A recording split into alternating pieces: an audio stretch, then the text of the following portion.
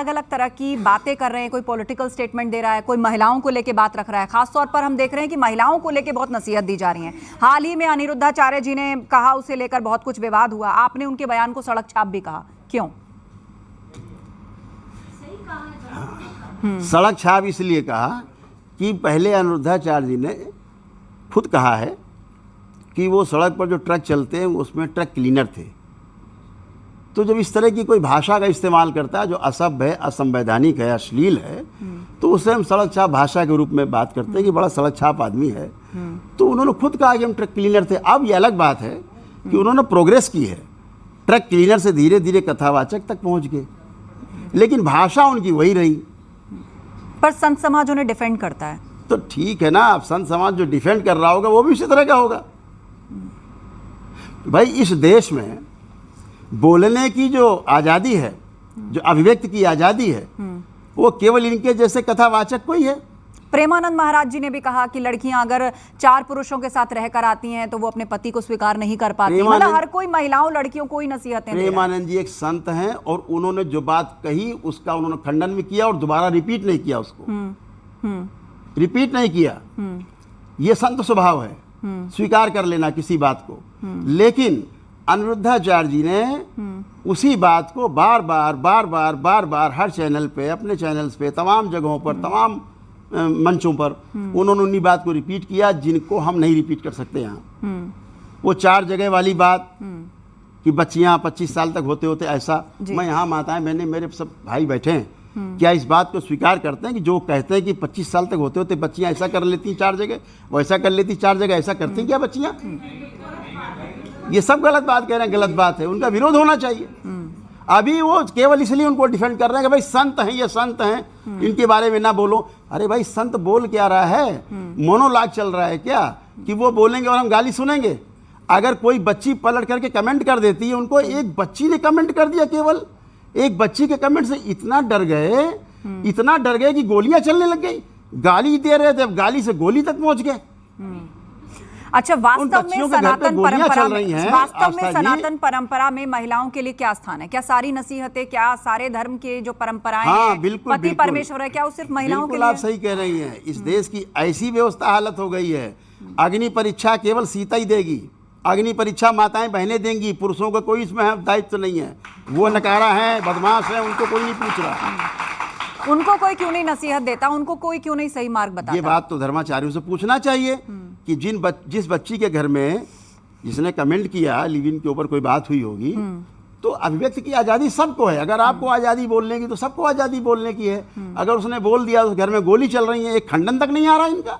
इसका मतलब आप सहमत हैं कि उस घर में जो गोली चली है, साधु संतों के खिलाफ जो बोलेगा उसके घर में गोलियां चलेंगी, बदमाश गोली चलाएंगे साधु संतों को डिफेंड करने के लिए। यही इनका धर्म है, यही धर्म है इनका, यही नारी धर्म निभा रहे हैं। ये नारियों के सम्मान में है ये गोलियां चलवाना। रामभद्राचार्य ने भी महिलाओं को लेकर बात कही, लेकिन उन्होंने मुस्लिम महिलाओं के लिए कहा कि भाई यूज एंड थ्रो का कॉन्सेप्ट है इस्लाम के अंदर। उन पर भी सियासी हमले होने लगे कि मुस्लिम महिलाएं 20 बच्चे पैदा करती हैं, 4 बच्चे पैदा करती हैं, तो अब उन पर भी हमले किए जा रहे हैं कि भाई आप हमें नसीहत मत दीजिए, आपके यहाँ पर अगर हम बोलेंगे तो आपको अच्छा नहीं लगेगा। घूम फिर के बात महिलाओं पर ही आती है। स्वामी जी ने अपने अनुसार जो भी कहा होगा, लेकिन मैं कहता हूँ बात को आप जब बार बार रिपीट करते हैं, उन्होंने कहा अनिरुद्धाचार्य जी ने कि 16 वर्ष से कम उम्र बच्चियों की शादी हो जानी चाहिए। उन्हें पता है माँ बनने का दर्द क्या होता है। दोबारा से जन्म होता है माँ का। जब माँ कोई बच्चे को जन्म देती है तो माँ का भी दोबारा जन्म होता है। और हमारे देश का कानून कहता है 18 वर्ष से कम उम्र में अगर विवाह हुआ है तो अपराध है। बिल्कुल। और अगर उस बच्ची के सहमति से कोई संसर्ग हुआ है उससे, तो भी वो रेप की श्रेणी में आता है। कानून उसको रेप की श्रेणी में लेता है जी। तो ये बच्चियों के साथ रेप करवाना चाहते हैं देश में। इस देश में बहुत सारे विपक्षी दल हैं या राजनीतिज्ञ हैं जो कहते हैं कि साधु संतों को तो कथा कहने का एक पैसा नहीं लेना चाहिए, पर वो अंडर द टेबल पैसा लेते हैं। इस तरह के भी आरोप लगते हैं। हाँ, देखिए क्या है, वो पैसा लें तो उन्हें समस्या नहीं है। अंडर टेबल लेते हैं, सामने 2-2, 4-4, 5-5 करोड़ कथाओं कर लेते हैं, उनको समस्या नहीं है। अंडर टेबल लेते हैं, चंदा लेते हैं, उसमें समस्या नहीं है। लेकिन अगर दरबार किसी को विधि पूर्वक, विज्ञान पूर्वक अगर किसी की प्रक्रिया कराता है, उसमें सारे ब्राह्मण देवता दरबार के होते हैं, हाँ, और वो प्रक्रिया चलती है। दरबार के प्रार्थना संकल्प से जुड़ता है व्यक्ति, ईश्वर से जुड़ता है, दरबार उस पर पूरी कोशिश करता है मिलजुल करके, लोगों को शारीरिक मानसिक रूप से स्वस्थ करने के लिए प्रेरणा देता है, और उसमें अगर वो फीस चार्ज करता है, क्योंकि दरबार किसी से चंदा नहीं लेता है, ठीक है, तो उसमें आपत्ति है जी, उसमें आपत्ति है। आप कथा से क्या दे रहे हैं लोगों को? यही दे रहे हैं, 4 बार 4 जगह मुंह मारती है, ये दे रहे हैं। इन्होंने एक कॉन्सेप्ट दिया बच्चों को, लिव इन का एक कॉन्सेप्ट दिया और जम के गाली दी बच्चों को। दरबार उस प्रकार के लिव इन का विरोध करता है हमेशा, जो एक शादीशुदा स्त्री पुरुष किसी शादीशुदा स्त्री पुरुष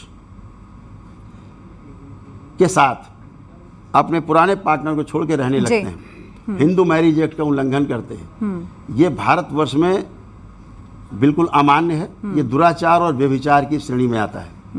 दरबार इसका पुरजोर विरोध करता है, ऐसे लिव इन का ठीक है, खंडन करता है। नंबर 1। हाँ, नंबर 2, वो 2 अविवाहित बच्चे, बालिग बच्चे और अविवाहित हैं, अगर वो स्वेच्छा से अगर विवाह करते हैं या साथ रहते हैं और उन्हें भारत के संविधान का संरक्षण प्राप्त है, हमारे न्यायपालिका का भी उनको कवर प्राप्त है, तो इसमें कहां से उन्होंने अपराध कर दिया?